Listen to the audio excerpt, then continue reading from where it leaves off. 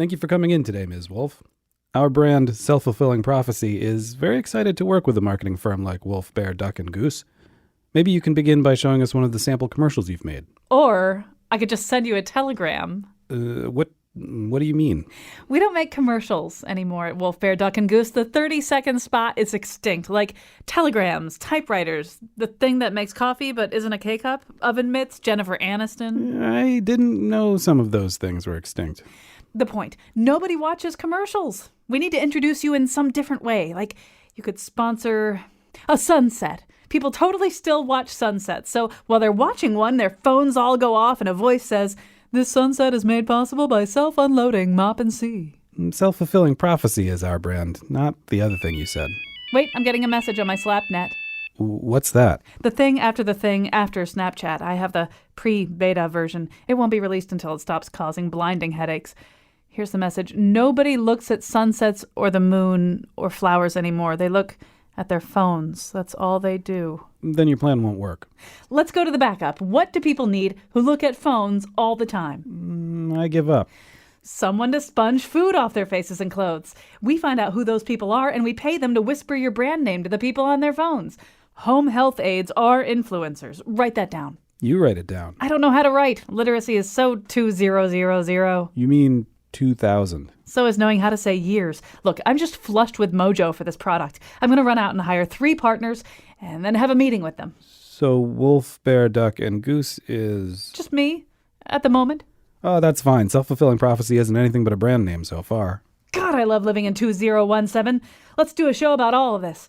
And now the founder of the Museum of Waxy Yellow Buildup, Colin McEnroe. So there's this commercial that that I have seen, I don't know, a bunch of times. I think it was running about a month ago. And I liked it because it made me a little bit uncomfortable. And then I would try to describe it to people and no one would know what I was talking about.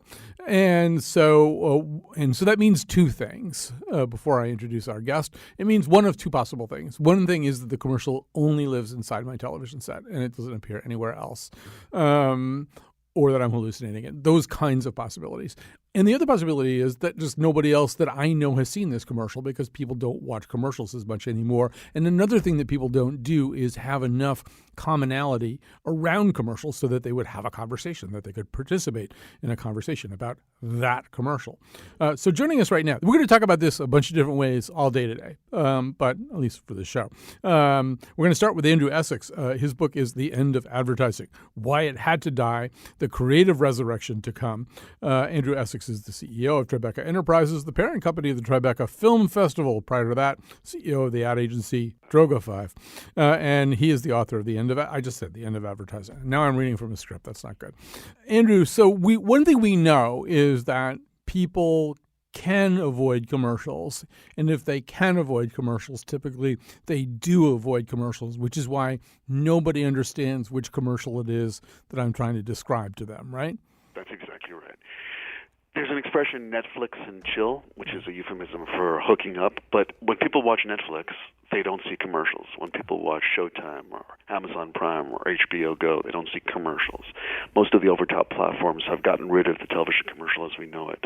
Then there's the phenomena of ad blocking. So that's also erasing commercials. So many of the ways that we saw commercials are going away. So there's no commonality there, except perhaps in live sports. Right. And the other ways that we know this, there are just, you and I could sit here and cite a million chilling examples here. According to one set of data from something called Alfonso, mobile device usage peaks during TV's primetime hours and spikes coincide exactly when programs break for commercials. So advertisers are basically paying for you to look at your phone while their ad is on, right? Exactly. Unless they're somehow tying to the second screen. But that's for the people who are still watching linear television and enduring those breaks. So they never had a way to express their displeasure. Now they can look down on their devices. But as I said before, most of the platforms are commercial-free, or many of the platforms are commercial-free or don't incorporate commercials like Snapchat in a traditional way. So the whole paradigm is shifting, and very few people are still actively watching them. Right. So I'm 62, which, among other things, means that for me, Netflix and chill means that the nurse turns the TV on right before they artificially lower my body temperature. So, but it also means that I grew up in a world where, like, TV without commercials, well, that might mean PBS or something, but it basically didn't mean anything. TV was commercials, That's right? That's right. It was intrinsic. So what ruined that depraved paradise was the rise of things like HBO, right, where you didn't have to watch commercials. Yeah, that's exactly right. You and I are of a certain vintage. I'm a little bit younger, but was raised in the same dynamic. We were victims of command and control. There were 3 networks, which sounds so quaint right now, and there was no option but to have these things interrupted by commercials. That was how the rent was paid, and we had to capitulate. So we live in a completely diametrically opposed universe where there are 435 scripted shows on TV alone, 8,000 new platforms, myriad social media opportunities. So there is no room for anything that's superfluous. So anything that introduces itself as an interrupter or as secondary is immediately discarded. One thing that I think is being destroyed in the process, and maybe it's no great loss, I don't know, is, I mean, television commercials in particular used to provide us with a kind of common language for talking about all kinds of other things. I mean, where's the beef? Well, I mean, Walter Mondale started yelling, where's the beef in the middle of the debate. He didn't win the election, so maybe that wasn't a great thing to do. But, there were things like that almost created an American syntax. I mean, see the USA in your Chevrolet. People kind of knew a certain language that was based around commercials. And I guess that's just gone. Does that matter? Did we lose anything? I suppose that those who are nostalgic for that era will say that we lost something. You could probably argue that it's made up with catchy little hooks from Justin Bieber tunes. There's always going to be pop culture detritus that passes through the collective mindset. But I'd rather watch an episode of Breaking Bad without commercials than to hear plop, plop, fizz, fizz. Right. Although there probably is some kind of meth that does that. But or that was maybe an episode Vince Gilligan should have written anyway, the Plop Plop Fizz Fizz episode. Well, so, I mean, the other thing, we should just talk about ways of means of remediation. One thing that I've noticed, this is all very anecdotal, but one thing that I've noticed occasionally, if I've got the DVR set, like I really fell in love with this series called American Crime that was created by John Ridley. It's just terrific, Felicity Huffman and all these people. But, we had the DVR set up for it. But just even the amount of fast forwarding that we were having to do to get through the commercials, it made me the spot load here was like unbelievable. I mean, ABC, they just, I can't imagine that somebody is sitting there watching that many commercials. You deal with this in the book, right? You talk about Saturday Night Live. One thing you can do is just dial the number of commercials back. Yeah. I think there are a lot of people experimenting with this right now. Fox just hired a guy named Joe Marchese who's committed to reinventing the number of spots and the load.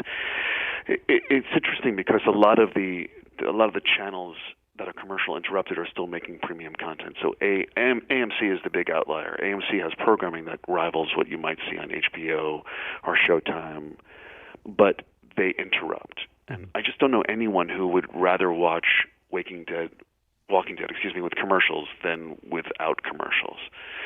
So what do? How do you make the money up? Either you have to have one spot in the middle or one big spot in the beginning, or you ask people to pay a fee up front. And I think it's just going to come down to what's the better experience and if people are willing to pay for that better experience. And there are ways to get people to pay without actually paying, which is HBO's brilliance. You don't pay for HBO, you pay for your cable, and HBO is included, and that's how they have that beautiful commercial-free paradigm. Right. So, I mean, another thing that you can do with Walking Dead is have Negan use a specific kind of baseball bat who's... That's an elegant segue into product placement. Yeah. That's where I was heading. So take me there. Well, the funny thing is that's not beyond the realm of possibilities. Now, if it was a comedy show and he said, I'm going to hit you over the head with this Spalding bat, or if there was a way to make it authentic, it would be acceptable. Of course, the HBO show Entourage did this with Avion Tequila. There are ways to organically incorporate a brand into content, but they're few and far between. And then there's the Lego Movie, which is the apotheosis of that idea where it's not a commercial, it's a film that happens to also be a commercial. But the other thing about the Lego movie is, and I do think this is one of the things that has militated against commercials and made us not like them, is that the Lego movie, we're in on the joke, and the joke is cited from time to time in the Lego movie as well. Nobody is trying to fool anybody about anything. And I think one of the things that people hate about commercials, when they think about commercials, they're thinking about the commercials that try to tell them something which they feel is not true. I could not agree more. The industry has always been in a constant state of tension between authenticity and artifice. And there was a time when you could fool a lot of people with something that was inherently untrue. And I think those days are gone also. And that's for a variety of factors, from social media just to more savvy options. But you can no longer trick people. And you must add value to their lives. So that either means entertainment or utility, but the last thing you can ever do is try to trick people with a bunch of horse hockey. Yeah, I do think it's that fakery in particular that we resist. And it's sort of odd, too, Andrew, because I think the other thing that I believe is that really, really good commercials, what I think you call sort of the 0.5%, the really best commercials, they're going to find an audience one way or another. But I also think really, really bad commercials are the other thing. I mean, particularly sort of bad local commercials. If wherever you live, I live in Connecticut, there are these kind of terrible commercials for Bob's Furniture. I know Bob Kaufman. Bob Kaufman goes out anywhere. He's mobbed. I mean, in some ways, those kinds of commercials, because they grate against, maybe because they're unsuccessful in deceiving us. I think that's probably not a strategy that can be replicated at scale, is to make something so crappy that it achieves virality. In most cases, when something's really crappy, like a certain carbonated beverage recently found out, they die a very painful and quick death. So I'd rather see a rush to quality and people aspiring to make something that you and I want to see, because that way I'll share it. It just makes perfect sense. But it seems to me advertising exists in two parts at minimum. At least its success measure exists in two parts. One of them is, can I get you to watch this thing? And the other thing is, can this thing get you to do what I want you to do? So the truth is, that Pepsi ad, I mean, I don't know how many people saw that Pepsi ad. I mean, they didn't see it the way they were supposed to see it, and they didn't see it in the spirit in which they were supposed to see it. But like, a lot of people watched that Pepsi ad online. But it wouldn't necessarily make you want to buy Pepsi. That's exactly right. So audience, just actually acquiring audience, does not necessarily create a sense of warmth that presumably results in sales, which obviously proves the hypothesis. If you're going to make people buy the product, you might want to make them like the communication. And they actually are the same thing. The product is the form of the communication. So there have been many stories where there have been great commercials for terrible products. And that doesn't work either, because people will find out very quickly that the product is terrible. But ideally, you want a kind of unified theory of the universe where you're making great stuff for great products. So one of the things you talk about in this book, The End of Advertising by Andrew Essex, Why It Had to Die, and The Creative Resurrection to Come, is things that aren't commercials, but are in ways of presenting the name of who you are. So like City Bike is an example that you give. Certainly, if anybody's spent any time in New York City, you've seen a lot of City Bike. But has anybody measured the second part of the City Bike equation? In other words, I see City Bikes all the time.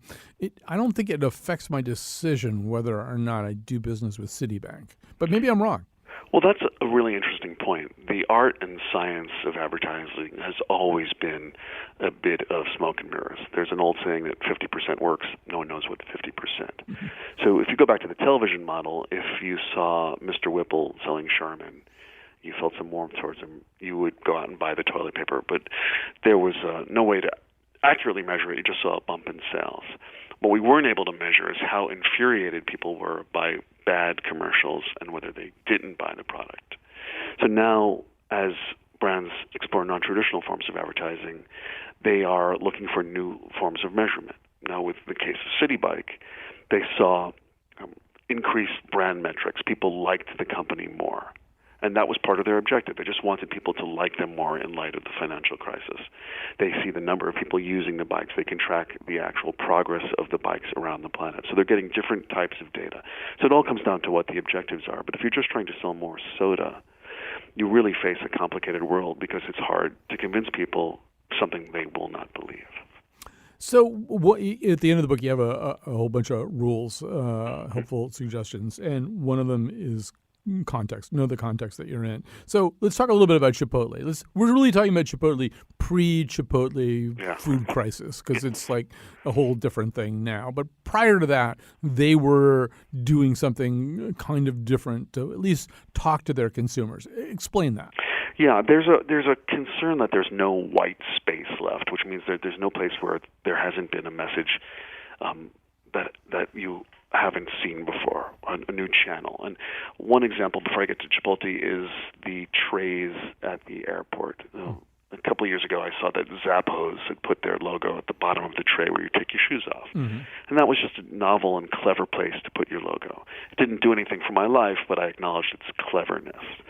So Chipotle, picking up on that same approach, realized that their own packaging was a channel, a white space. Mm-hmm. And they got the novelist Jonathan Safran Foer to commission a bunch of great writers to write essays on their burrito wrappers, on their soda cans, containers, on their bags.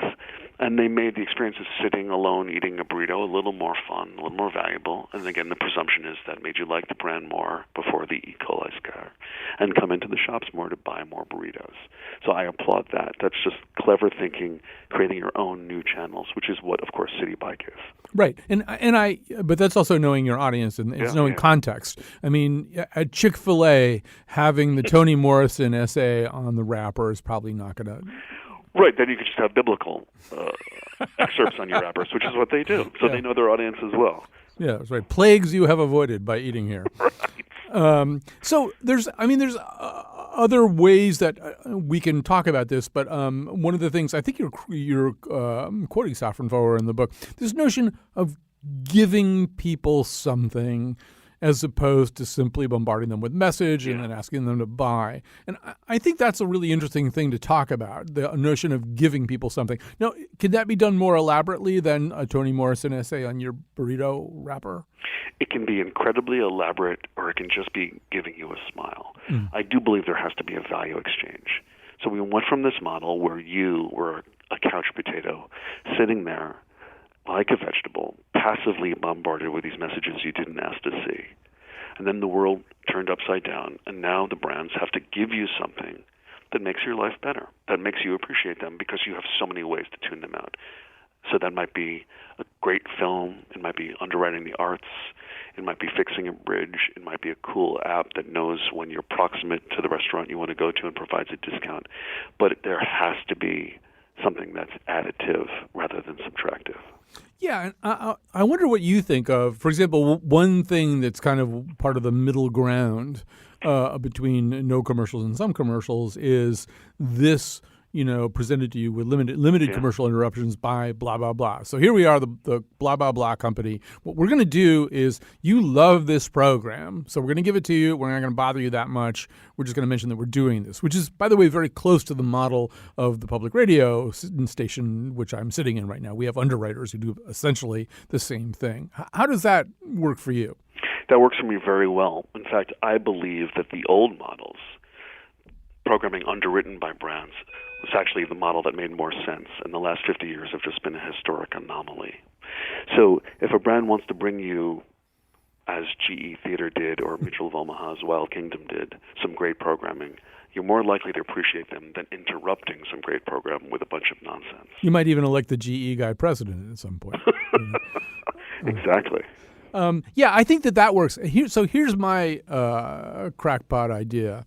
Because I feel like there's a moment that's not being monetized right now. And that's a hard thing to believe in today's media environment. That there's some actual moment. As you know, if you watch sports these days, like second base has a sponsor. It's like it's like Xander Bogaerts is sliding into the Citibank second base. But here's the moment that's not being monetized: the end of the episode that you're watching, and your own desperation to see the next episode. Maybe this is being monetized in some way, but what I would do if I were an advertiser, I'd say, we'll actually show you the next episode if you'll agree to watch 2 commercials. You have to actually watch them, but you don't want to wait till next week to see the next episode. If you'll watch this commercial, let us talk to you for 60 minutes, 60 seconds. that seems to me like that's giving somebody something that he or she wants. Exactly, and I think that's a brilliant idea. And there are a few players, Hulu, Spotify, have tried things like that. They're essentially saying if you opt in, you can have some kind of discount. I would love it if a brand would say, we will present this next episode to you commercial-free if you just watch this little spot, and also make it interesting. But why not? Why not say we're doing something for you, again, rather than annoying you with a message you never asked to see? Right. So this historical anomaly that we just lived through, and I'd forgotten about Mutual of Omaha, and that was always so great because Marlon Perkins would say, not Marlon Brando.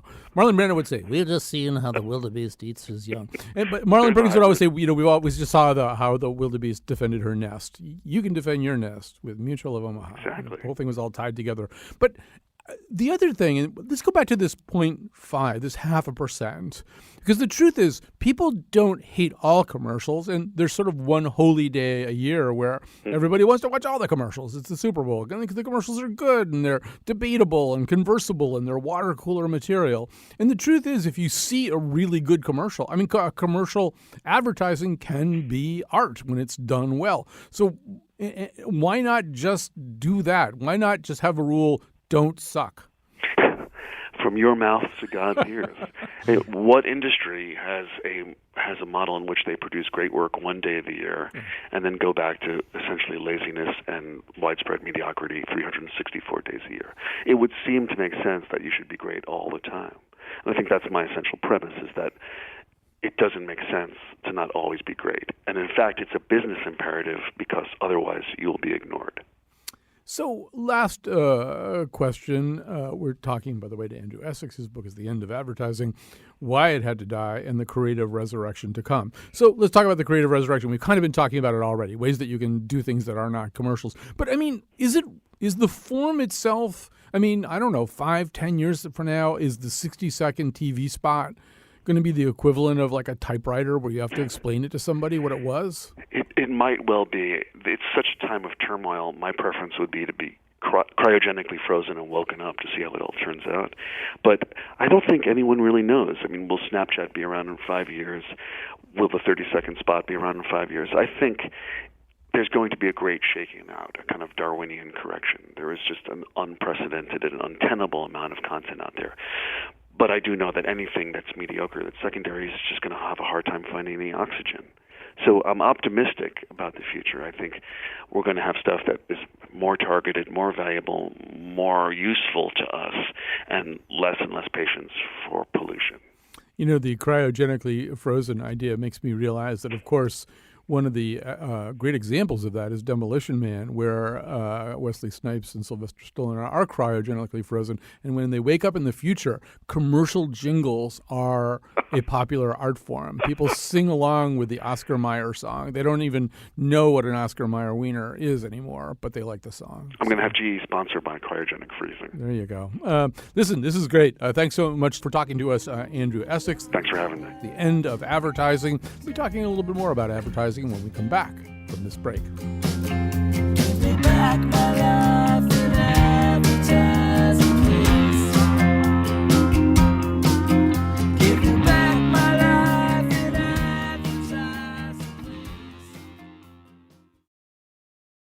All right. So that was actually recorded yesterday. Now we're live. We're live in studio with Chris Knopf, a mystery novelist who was the chief executive officer for Mintz and Hoke in Avon until he retired from that job earlier this year. Already had a whoppingly successful mystery writing career. Right now, you might want to pick up Backlash, one of his most recent mysteries. And also joining us by phone, Alexa Kristen, co-host of Panoply's Atlantia podcast, episode 9 of which may or may not be dropping today. Is episode 9 dropping today? It's dropping today. All right, what's it about?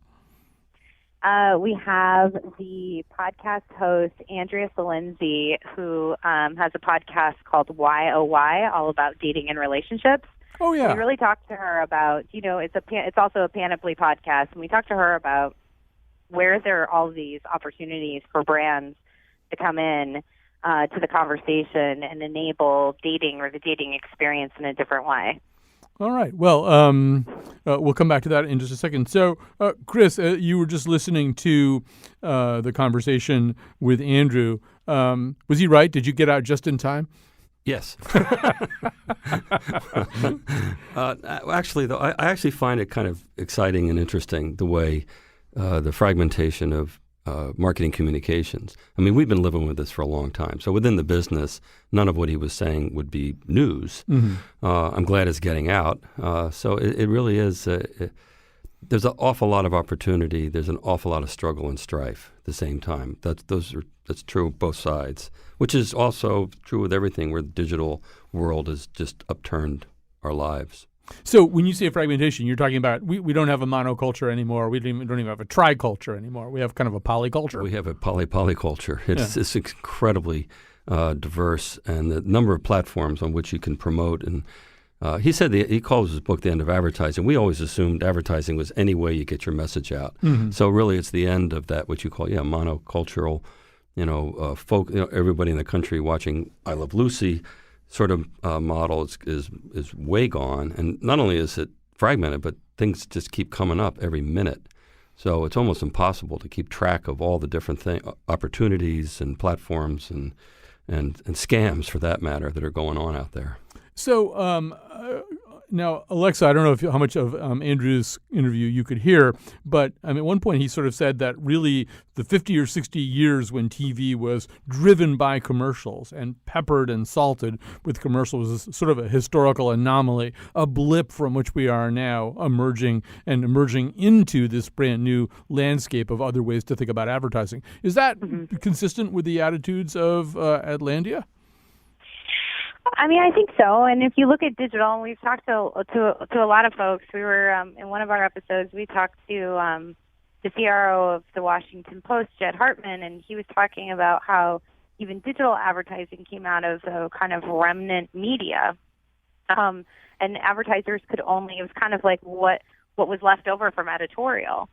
And I think that now we have an opportunity to kind of rewrite the rules and think differently about how experience can lead and pull people versus pushing them with advertising. So I think the polyculture that you're talking about is absolutely here to stay. It's going to grow. And how advertisers really have an opportunity to think about advertising and really marketing in a totally different way.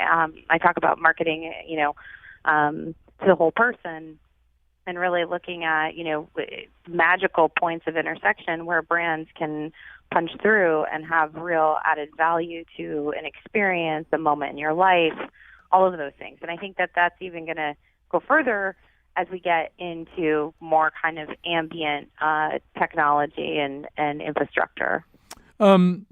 Chris, before we totally tie a toe tag onto the old model, we have to acknowledge one reason that I know the old model isn't completely dead, and it's a weird way to know it, is that periodically there are these uprisings in which advertisers announce that they are no longer going to sponsor the Bill O'Reilly show, or they're no longer going to do this. Megyn Kelly is going to have Alex Jones on her show this weekend, and already J.P. Morgan has said, well, they are pulling their ads. So, and if this happens enough to say Bill O'Reilly, you really have a problem. You have a career crisis. So, we can't forget, right, that programming is still essentially supported by eyeballs and eardrums. Right, and it's not a zero-sum game. And it takes a long time for whatever it is, $600 billion industry to stagger into the sunset. So TV is still very important. Broadcast TV is still very important. Our agency has quite a bit of planning and buying on broadcast advertising. It's important to our clients. So it's not going to go away tomorrow. We have hit that tipping point. Somebody probably knows. We've crossed over the line of how many impressions are made on television versus online and so forth. So, but in coming decades, the traditional role will continue to dwindle, maybe into nothing. So on the other hand, there are instances, and maybe this has more to do with the dwindling into nothing than what preceded it. But Alexa, I know that you did a show about Amazon. Amazon's an interesting case because I guess there are maybe commercials for certain devices and stuff like that. But generally speaking, nobody's ever seen an Amazon commercial. Let's all use Amazon, right? They didn't really do it that way. No, they did. I mean, they've had some ads, definitely. I mean, they had an ad that was around the same time of, I want to say it predated Pepsi, but it was close to the same time. They've done some ads. I mean, but very limited. And the thing that we talk about on the show is that they don't really have to, right? And the thing is, that, I mean, they're advertising for them in the traditional sense is not something that they have to do. But I think, again, it's because they have what they've done, which is masterful with Prime Video. They bring people in, people stay, they continue to have Prime, they order products. There's a large awareness. It's absolutely high value to, if you ask the average consumer. I think the New York Times did a piece recently, I don't know if either of you saw it, where they asked consumers, like, what tech company would you give up? And, I think Amazon in aggregate ended up being like second to last of most people. But so I think that Amazon's value is very, very well understood and very well known. Now, as they get into other spaces, will they have to do advertising? Potentially. But right now, no. Well, they have a need for advertising. I just want to just push back against that one more time, too, because, not to push back against it, but what are we really saying here? Are we saying, I think you might have even used a term, Alexa, like experientially driven or something, that like this is a service, a company that people they just started using it. It was a better mousetrap, but they didn't have to tell the world that they had a better mousetrap. People just, Chris has a theory about I'm going to weigh in on that. Yeah, because the advertisers now are all talking about experiential, situation. Experiences are the brand, total immersion. Well, Amazon is a total immersion experience. And the way they structure their graphics, the way they have assembled the process of buying, all that, and the little pop-ups, the little thumbnails that they throw at you and the reviews, it is a media experience in addition to being transactional. So they're the first ones, and I think the most successful at merging those two qualities, which does obviate the need for any further communications, promotion. But Alexa, it had to begin somehow. There must have been a day. There was a day when I didn't know what Amazon was. So how did I find out? A lot of it was through word of mouth, right? If you remember, they started as books. It started as reading, buy cheaper books. And this was pre-iPad. This was pre-iPhone, where people were still reading physical and analog books. People are still doing that, right? Again, but the behavior has changed. And so I think it was really about word of mouth and having some kind of, subscription model. And it was a value, right? It was dollar value. So you were getting, there was a proposed discount basically. And that's really how I think they started. And it was generally word of mouth. And a lot of private equity and a lot of lost leaders and they took a big chance. They had huge losses for a long time before they took off. I would just like to say just once that it's very disorienting to talk to someone named Alexa about Amazon. All right, I'll get that off my chest. Come to my house. Hilarious. I bet you it's very challenging. So, Chris, I just want to spend 2 minutes on something that's very near and dear to our respective hearts, and we've even worked together decades ago on some radio ads. So radio is sort of a little bit different than a lot of other media, because a lot of times mostly you can't fast forward through radio. A lot of times you're in your car when a radio ad comes on. A lot of times a radio ad, and we'll swing back to Alexa in a second because podcasters are doing this now. I used to do a lot of live reads where the host basically incorporates the syntax and sense of the ad into the whole vibe of the show. And I don't know. I always had a lot of fun. I loved doing commercials. But it's a little bit different now. That might be a harder thing to kill in a way. It might be. It's still, the same old rules apply. The creativity has to be there. You take risks with creativity, so sometimes it can backfire on you, as we know. Production values do matter. They're still mostly 60-second spots, I think. A lot of them now are coming to 30 because attention spans are slow. So the commercial radio, though, also has its share of, shall we say, subpar advertising that's produced. They're formulaic. I mean, it's sort of followed the track of a lot of commercial radio where that a lot of the stuff is canned.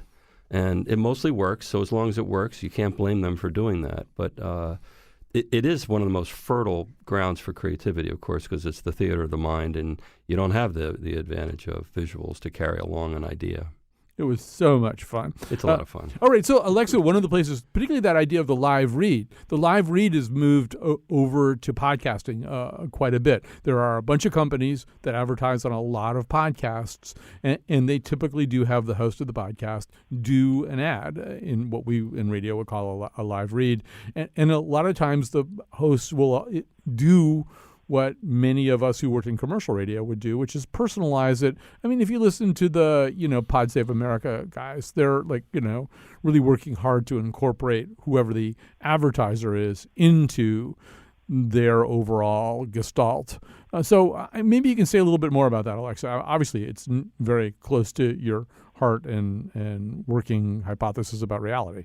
Yeah, no, absolutely. So my co-host and I, funny enough that you should bring it up, talked to Andrea that's on the episode that's dropping tonight about that. And one thing that Laura Crenti, who's my co-host, brought up was, why are brands still treating live reads the way they've always treated live reads? So essentially, if you're in the radio or podcasting space, you get a few bullet points, some key core points that you need to hit. But what's happening is that a lot of hosts are naturally putting their personality into it. Laura and I have done the same thing, whether it's been with Casper Mattress or HelloFresh. We've tried these products. We talk about them in a way that's natural to the show, opportunities for brands. I think that brands have a huge opportunity to reinvent what advertising looks like, sounds like in this space, and really use, quote unquote, the audio, right, talent, and who are essentially influencers, right? To really put their personality in, and maybe not just do live reads. I mean, it turns into things like more demos. And, Andrea gives an example of what she, on YLY, what she did with one of her friends. She brought one of her friends in to talk about Squarespace in a really smart and funny way. So I think the opportunity to look at talent as talent and use them and use their personality to really create almost entertainment pods, if you will, that have some kind of brand message or, direct marketing offer or something like that is going to be something that we see in the future a lot. I think the IAB came out with a study, I want to say last year, that they were saying, podcast listeners have 63% or 60% more awareness than other advertising. So, then podcasting and audio are actually really intimate, especially podcasting. People are choosing to put you into their ears and their headphones and choosing to subscribe to you and choosing to download you, so that they definitely have an affinity, you would hope, for the hosts and the talent. So I think we'll see a lot more of talent and hosts working directly with brands to write the creative and work with them on something that's more unique. All right, so we're going to take a quick break right now. You might even hear some underwriting. We're going to take a quick break right now. We'll come back. We'll talk more about the past, future, life, and death of advertising.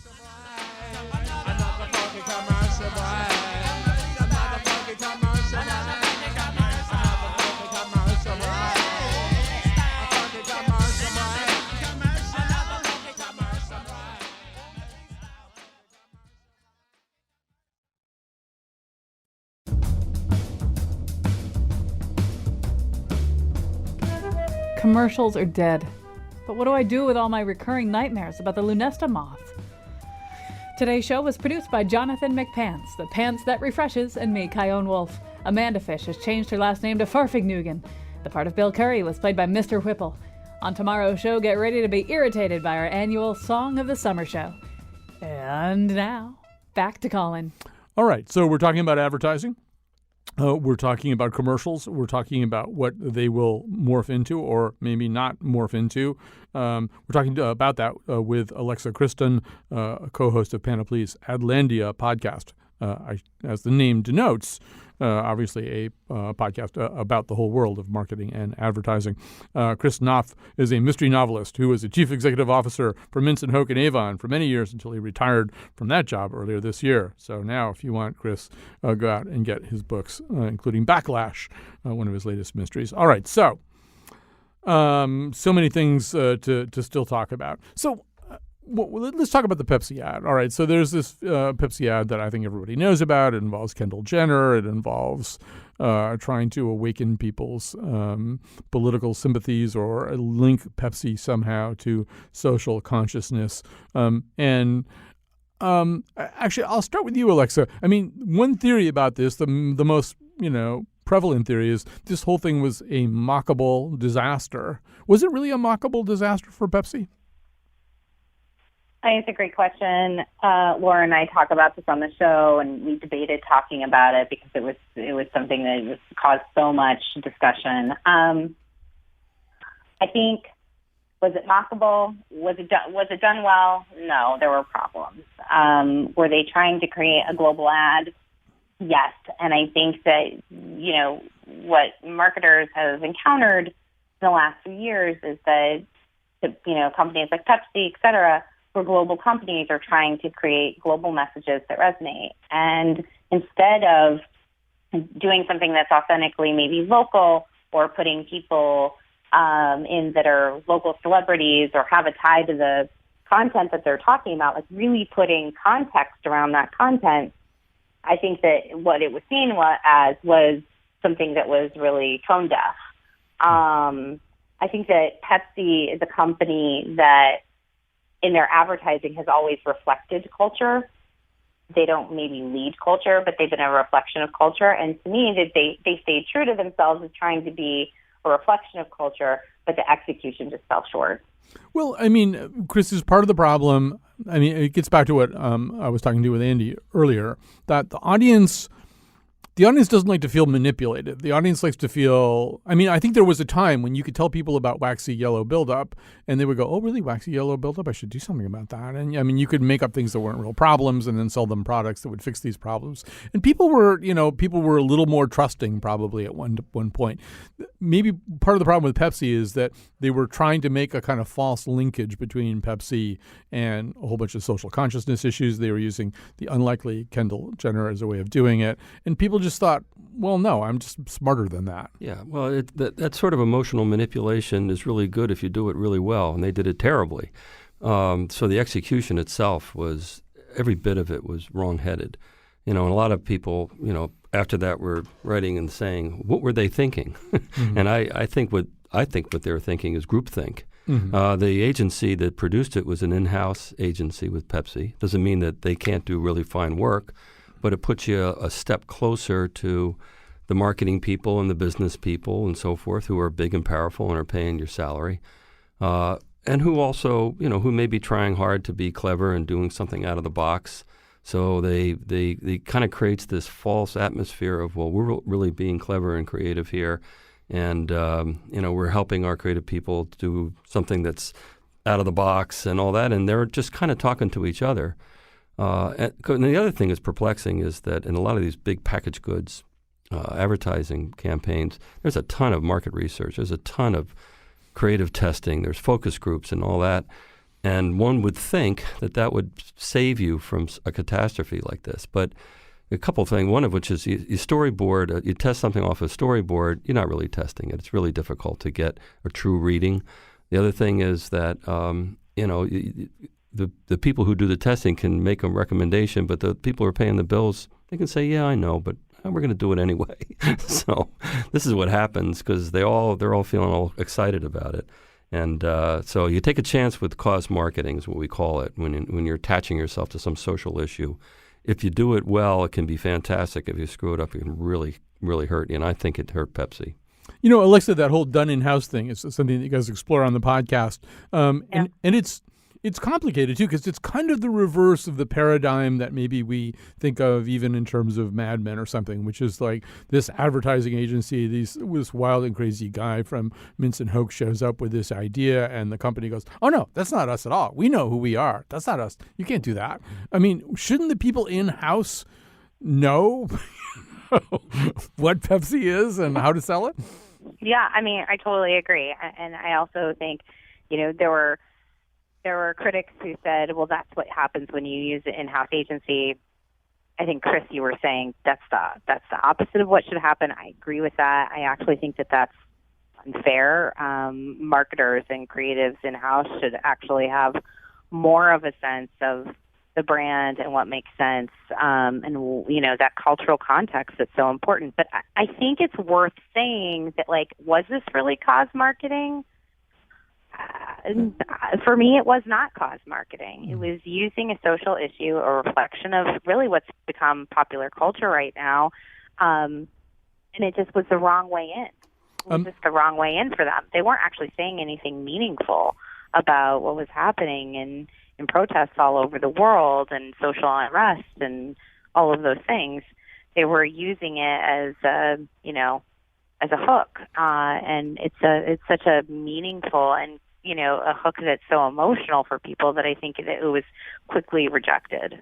So we're almost out of time, and I one of the things as we were talking about this, getting ready for the show, I found myself thinking about is, if there's a brand whose name I didn't know a certain amount of time ago that I know really well right now because TV advertising, it's Geico. All right, there was a time Geico has this obscure origin story that I won't even go into, but I mean, they must spend like the gross domestic product of Guyana, most years on advertising. So that would be an example. I don't know how effective it must be effective. They wouldn't keep doing it. Well, I think the last number I saw was $500 million. So frequency really does matter. And in fact, you can just to say some sort of explicit, direct thing, and if you say it enough, it's going to get into people's heads. I will say that Geico can be very clever. Yeah. I think their advertising is not only pervasive, but it has been on the whole very creative and compelling, and it has that entertainment value that people have been talking about that almost transcends the message. Right. I mean, there's a cartoon in last week's New Yorker where a couple is talking, and one of them is saying, I think we need to shop around for a funnier insurance company. And to me, like, I don't know, I just look at Geico and I think those ads are built into my premiums.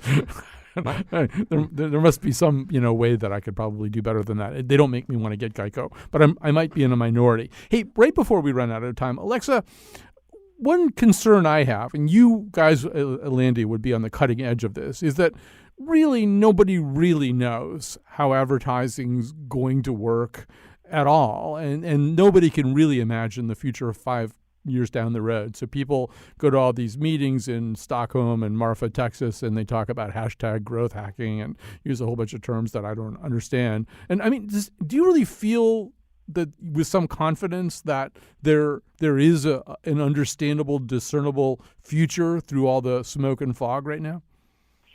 I mean, I think if we look at, Walt Mossberg of Recode had this amazing article, and his final column, and he talked about ambient technology and how he thinks we're moving into that space. And I agree with him. I think we're moving into that space, and I think we're moving into a place where our lives are going to be programmed. And so the window for opportunity of brands to actually add value is going to narrow, and advertise is going to narrow. Now, is this happening in 2 years? Probably not. Is it happening in 5 years?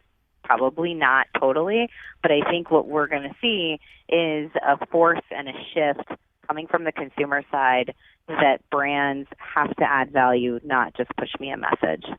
Chris, you can have 30 seconds. Yeah, the or dark you can just yell plastics. The dark side of that is that all this targeting, which is becoming more and more effective and efficient through the digital world, is kind of isolating us, not just and culturally, but as individuals. So your interest in life, Colin, it could be a time when that's all you see and hear because they're targeting you. So you don't get to know what your son's interested in, and you don't get to branch out. Oh, he'll make sure I get to know what he's interested in. All right. Thanks very much to both of you. This is a wonderful conversation, and we remain hopeful in an appropriate way for advertising. Alexa Christon is co-host of Panoply's Adlandia podcast. Chris Knopf is a mystery novelist, former big, huge honcho at Minson Hoke in Avon, from which he retired. So go read Backlash. Enjoy your summer. Read a mystery novel by Chris. Yeah, the only one who's laughing is the advertising man. I don't know, Doc. The antidepressants, they're not really working. I've got increased appetite, weight gain, dry mouth, fatigue. Well, have you tried watching the commercials for antidepressants? They're very uplifting.